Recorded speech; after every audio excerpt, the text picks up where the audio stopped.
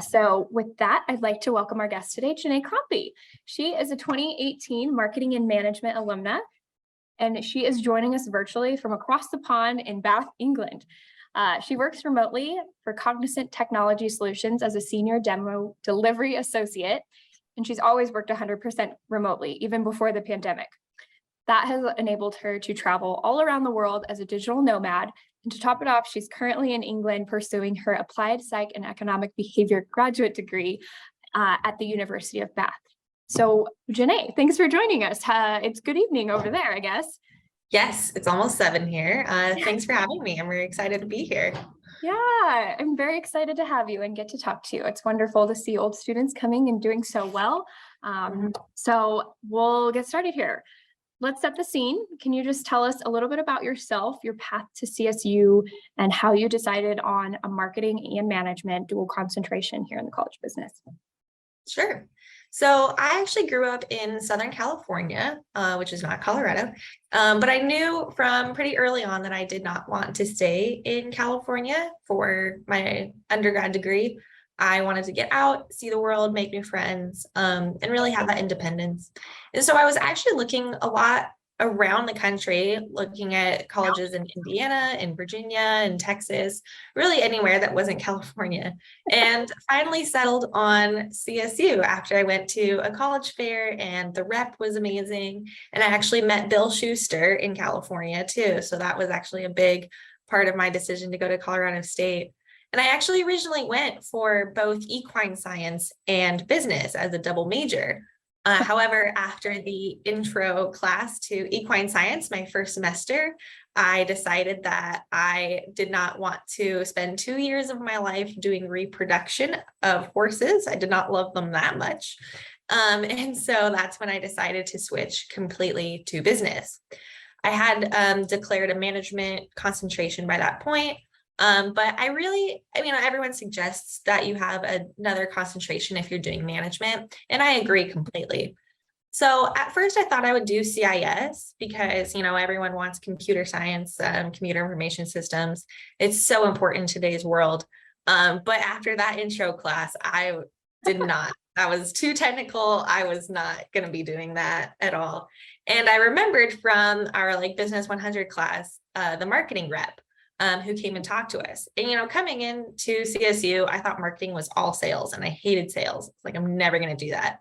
But what he said kind of piqued my interest. And I knew I wanted to really, find my creative side. And I felt like marketing had a lot to offer that I didn't know I didn't know. And that is actually very true. I found marketing research and marketing analytics, which I loved. It was the most perfect course for me. And I didn't have to do sales. So it really worked out. Amazing. Where did you meet Bill Schuster in California? Was that by luck? Was that at a fair? And for those that don't know Bill Schuster, he's a management professor. CSU used to put, I don't know if they still do, but they would have student reps come and do talks in different high volume group areas around the country, just for accepted students to see if they wanted to make that choice. And Bill just happened to be part of that talk that day. And so when we said, oh, he's a business professor, I was like, I have to talk to that guy. And so after the talk, my parents and I went over and talked to him, and he sat down, asked me a lot of questions about where I wanted to go and what CSU had to offer. So yeah. Great professor. Teaches in the management department, and also yes, wonderful. As well. Awesome. So our topic today is consulting, and many students might hear consulting and think travel, client work, maybe that meme page on Instagram that just kind of pokes fun at the corporate life of consulting. What does consulting mean in general to you, and then also in your niche of the world of consulting? Yeah. So before graduating at CSU, I knew I wanted to be a consultant because of that stereotype of you're always traveling around and you're not really in one place for too long. And, the work kind of changes a lot depending on what project you're allocated to. Mm-hmm. And to an extent, that is true. I think the industry is changing a little bit. A lot of the people who have been consultants for longer don't really like the travel aspect and they want to be more in one spot. And of course, with the pandemic, a lot of technology around remote work and remote connection has erupted in popularity. And so people are a little bit more comfortable just working remotely and not traveling to client sites. However, it is coming back. A lot of companies didn't allocate it in their budget this year, but I think next year a lot of travel will be coming back. And it should be for me as well. In fact, actually, there's a demo happening in Southern California that I will not be attending since I do not live in the States right now. But traveling is definitely starting again for Cognizant and consulting. So I am missing out on that, but I never thought that I would be working remotely like 100%, but it was my first role outside of like after university was working remotely, and they just said, you don't have to come to the office. So I was like, oh, okay. And I think that really shaped my like view of consulting, because now that I've been a consultant, I know that it really is more you are an expert in a given industry or specialization, and then you are the outside eye coming into a given situation with people who may not necessarily have the information that you do. And so you're able to come alongside them and coach them towards, a better solution in whatever area they're having, because you have that specialized knowledge. And so that would be my number one piece of advice for anyone wanting to be a consultant is honestly specialize in one area and then be a generalist in the areas supporting that. So it might be management consulting, or in my case, it was product consulting. So I learned a software, and then our customers really needed an deeper understanding of how that software is going to work with them to meet their business needs. And so I became a specialist in the product, but then I needed to know, all of the other supporting areas around it, and also how to work with people, because now that you are an expert, then you have to come across as credible and knowledgeable in that subject. And so it doesn't help if you know everything, but you can't interact with people. So that's another big part of consulting. So yes, there's traveling. Yes, there's, a lot of different aspects of work to it. And like every day probably won't look the same, which is amazing for me. That's my passion.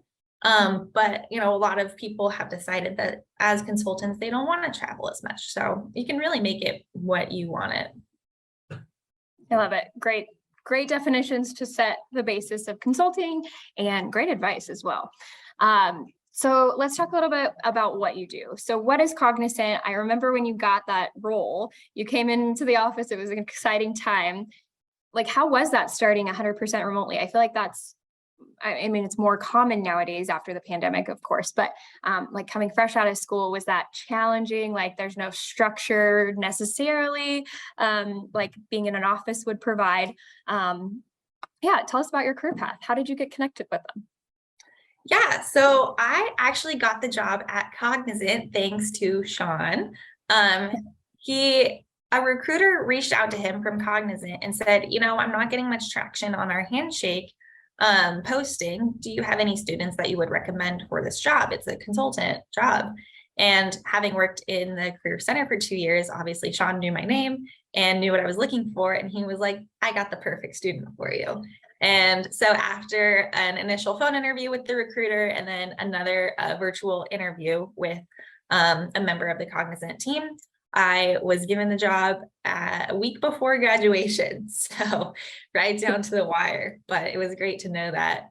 And then I had a couple months off. We didn't start working until middle of August, when they had all of the student recruits from around the country, really, come to the Denver office, which is just south of there in the tech center, for a week of training. It was, welcome, this is Cognizant. Here's the things that we stand for, what we're looking for, all that stuff.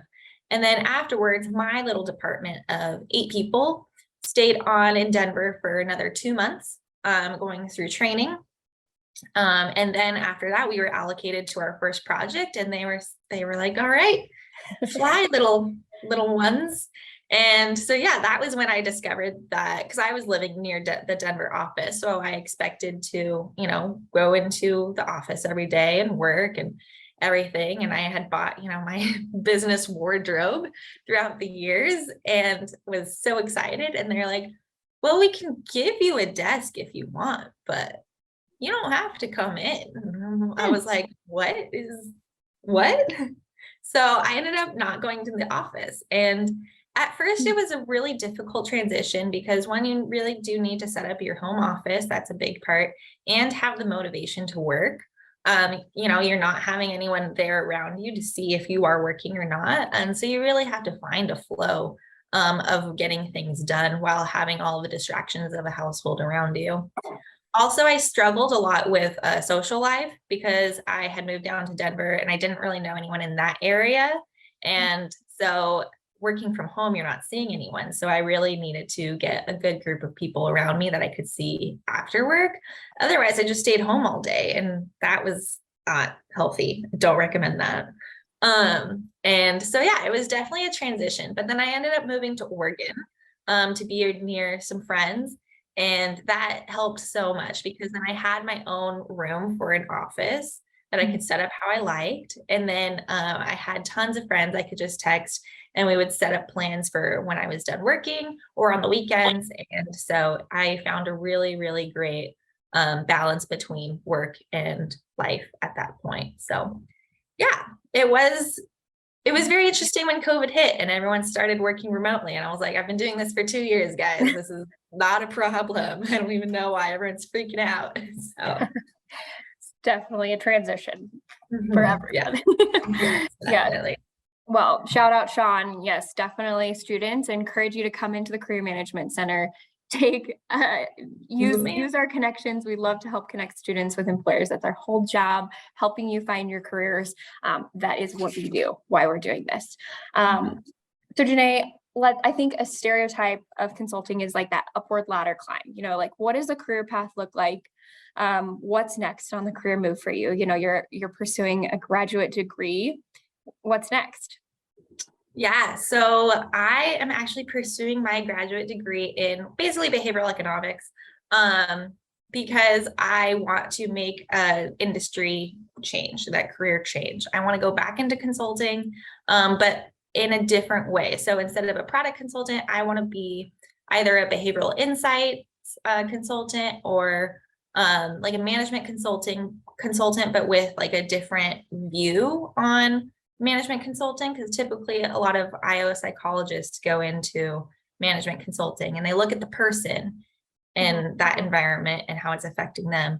I want to look at the environment around those people and how it's affecting them. So a little bit different way of viewing it, but I think that could bring a lot more insights to the industry as a whole and really hopefully help a lot of people out there.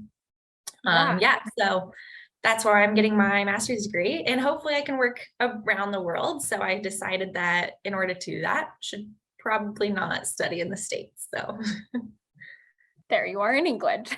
Good thing we can do things virtually. Yeah, exactly. What sparked your interest in that degree specifically, and that change in the role you're doing? What made you decide that? Yeah, so when I was at CSU, I had the opportunity to study abroad in England for a month doing consumer behavior coursework. And we happened to read a book called Nudge, which is really the first like big book that was released in the field of behavioral economics. And I fell in love because I realized it was the perfect blend of everything that I was interested in. Basically, the field of economics is why people make the decisions that they do and how we might be able to influence those decisions for the better is, the goal behind most people. Let's not take it as like a manipulative strategy. And so I realized that was exactly what I'd been searching for, jumping between management and marketing and computers and psychology. I had some psychology classes that I really enjoyed, and I had some economics classes that I enjoyed at CSU. And I was like, how do I possibly fit all of this together? Well, I found behavioral economics. And with that field, I can then go into consulting, like I said, and work around the world, or a lot of companies are starting their own internal business science divisions.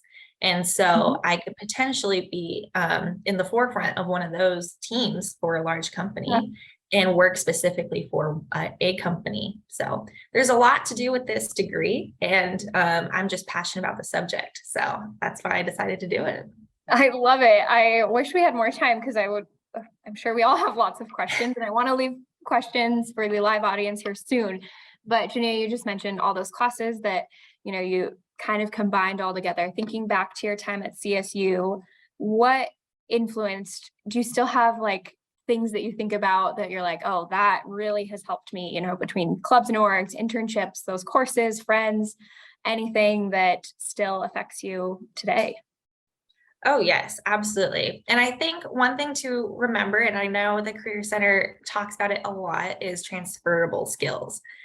So really be focusing on the ways that what you learn in class can be used in other industries and in other ways. So like I said, I just took the psych class for my science credit, ended up really being interested in human behavior. Took the economics courses because I was required to as a business degree, and thought, wow, this is amazing. Like I'm finally kind of learning like how different things affect each other in the world.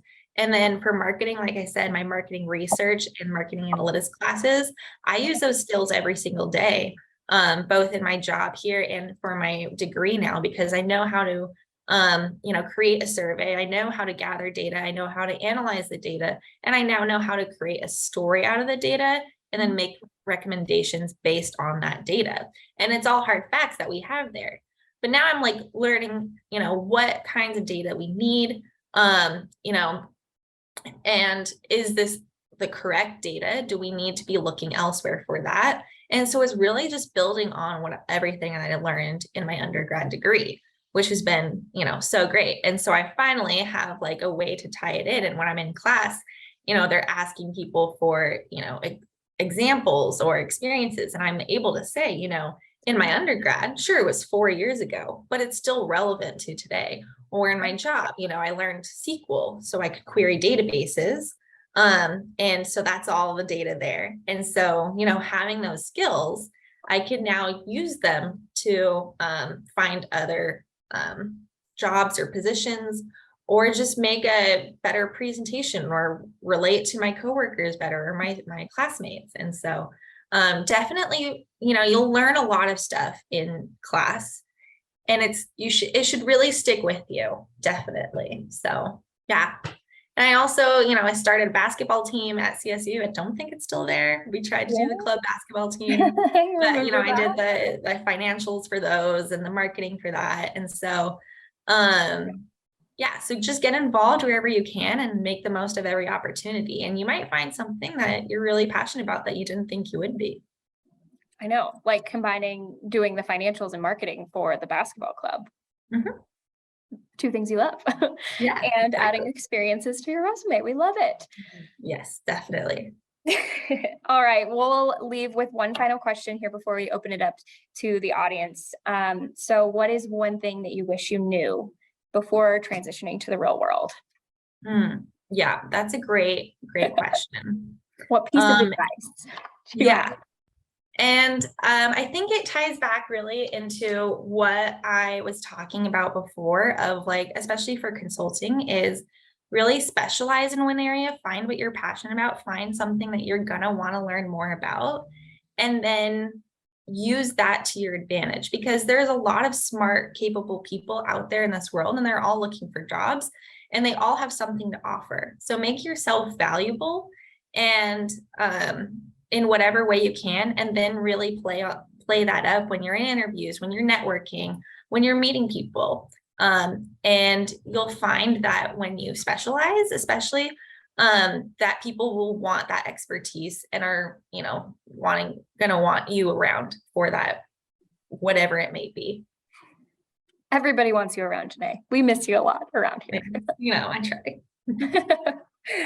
Awesome. Well, I want to leave some time for any questions from the audience. If you have any, feel free to pop them in the chat, or just go ahead and unmute yourself and share your question. Any brave souls? Yeah, go ahead. NT. Looks like you got your hand Hi, raised. thank you so much for doing this. And my question was, when you were doing your interview for that consulting role, did they ask you like any special interview questions? Like not to tell me about yourself once, but like how many cars are sold in the US per year, for example, something like that. Did they ask you any of that? No, they actually did not, thankfully. Those are definitely some questions that you'll hear are, put in interviews. Yeah. And I was not asked any of those specialized questions. It was really more about, what are you looking for in a role? What motivates you? What special skills do you have? Fortunately, they were like, we're going to train you on the products. You don't have to know anything about that, but are you able to interact with people? Are you able to come across as credible? Do you work well with it in a team? A lot of those soft skills that are very important to consulting. But if you have any nervousness about those questions coming up, I recommend going to a mock interview at the Career Center and telling them exactly that you want to practice those types of questions, and they'll be able to do that exactly for you and give you feedback on how to answer those questions in case they ever come up in interviews for you. Thank you so much. Yes, great plug. The mock interview program, it's an excellent program. We have students that interview other students. So come on into the Career Management Center. It looks like Yasmin Lawson, you want to unmute yourself? Yeah, thank you. So you don't have to like obviously go through so much detail, but what did training look like for consulting? Like, was it more welcome to the company, like that type of oriented, or did they walk you through like, how you talk about people skills, dealing with people? What did that look like? Yeah. Like I said, it was about 2 months, and it was a mix of learning the product that I'd be consulting on and also those soft skills of how to work with people. We took a personality test. It wasn't one that we did in the business school, but it basically put people into 4 quadrants of personality. And then based on that, we had discussions around, why is your personality that way? How do you interact with other people with different personalities? And, when you're presenting, how can you make sure that you are focused on, presenting to those other personalities instead of just putting in the information that you would need and making it a holistic view when you're discussing whatever it might be. And so, yeah, it was a lot of, I personally didn't necessarily agree with the 4 personalities. I think that was a little bit too boxy. But it was definitely a great way to think about how you're coming across to other people who might not necessarily see the way that you do. And that's all that consulting is. They have a different view, and you're just coming in as a stranger. They're like, you don't know our business process is. And so now you have to really work on becoming that expert, and also just not making enemies. And so, yes, definitely a lot of training around that as well. Thank you. Great advice. I have a question. I was wondering, so you're kind of across the world right now, and you've mentioned teamwork a few times. I'm curious what that looks like working with a team. Like, what do your hours look like? And then kind of how does that teamwork and collaboration happen through distance? Yeah, great question. So I've actually never met my coworkers in person. I was supposed to meet them this year. Obviously, things fell through. We do have a big conference coming up in May where I'll finally be able to meet them. But yeah, it was definitely interesting coming in and not knowing anyone. And likewise, I mean, I've never met my boss, and she's never met me or my coworker.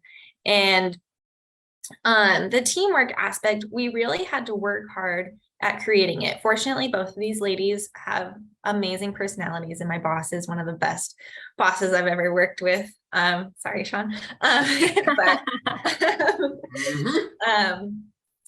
So we really made it a point to kind of have like team building activities, or during our we have a weekly team meeting and a weekly one-on-one as well. And so during the team meeting, we always set aside at least 15 minutes to just talk about our lives and what's going on, and all that stuff. And over the 2 years that I've been with this team, we've really fostered like a really great relationship. So I feel very close to my coworkers. I know I can just call them up and be like, hey, this is happening, or I'm having a really hard day. I need to take a couple hours. I'll be stepping out for a little bit, and they're going to be totally fine with that. My hours right now, actually, so I like to be available during East Coast working hours. So technically I work like 1 to 9 in the afternoon. But I have class on Mondays and Thursdays until 5 in the evening, England time, which is noon East Coast time.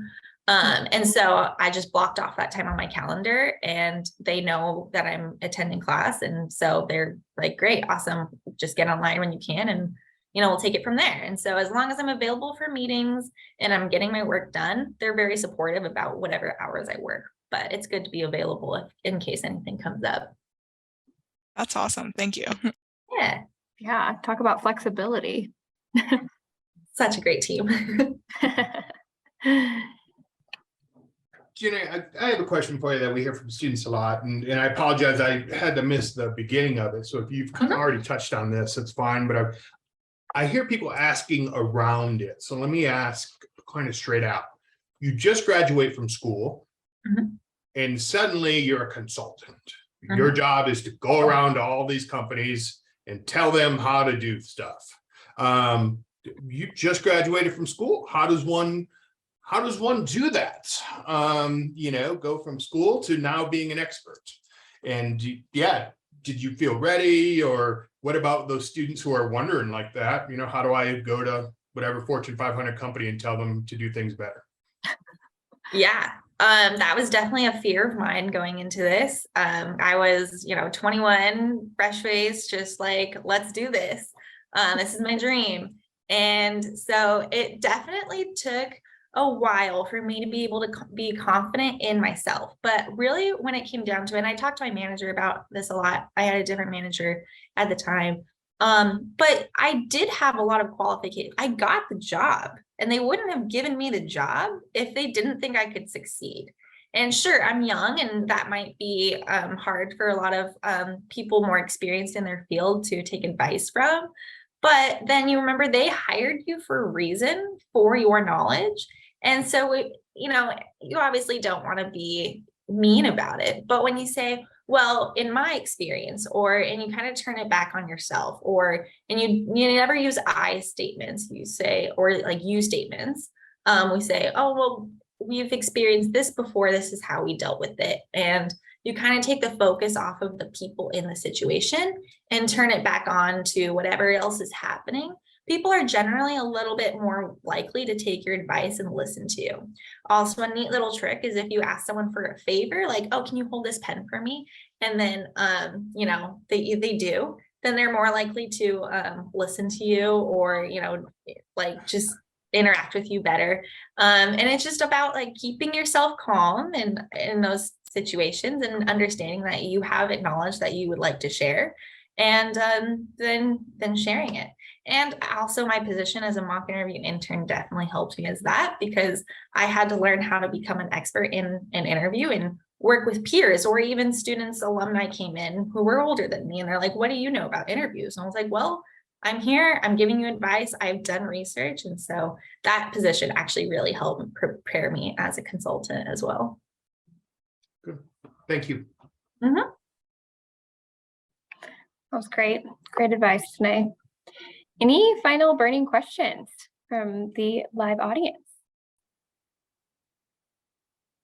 Any more with Janae while we have her? Well, I don't see any coming through the chat, and it is 12:30. These are meant to be short, quick, accessible. The link to the recording will be posted tomorrow in Handshake.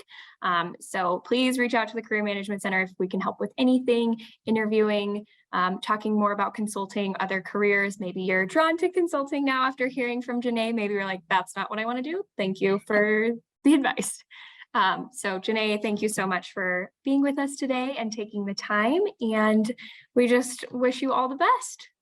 Thank you so much. I had a great time. Also, feel free to reach out to me on LinkedIn if you have any other questions.